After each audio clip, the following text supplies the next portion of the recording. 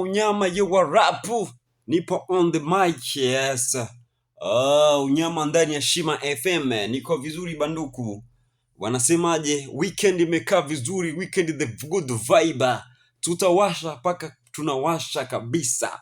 Yes, wow. Wanyama wanangu mko pande hizo, mambo anasemaje? Mumeze neza. Weekend ni zere yuko namu imeze fresh, ha? Yes, wa rap mwabibonye yuko ndi on the mic. Tunawasha, ha?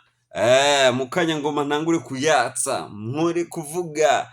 Yes, bati abantu hariye iburunga mumeze neza, ha? Weekend ni fresh, weekend imeze poa kabisa.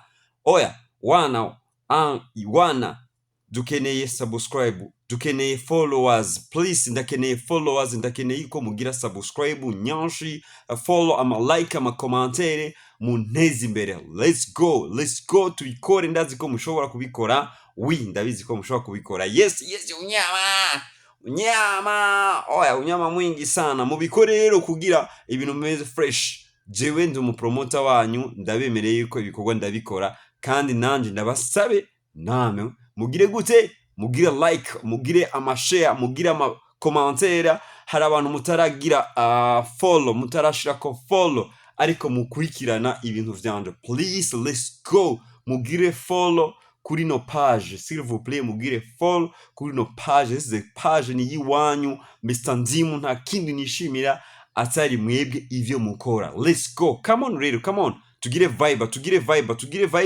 kugira twese tuvibinga, tugire vibe. Umupromoter wanyu, umenyesha makuru wanyu, mpagarare fresh. Let's go.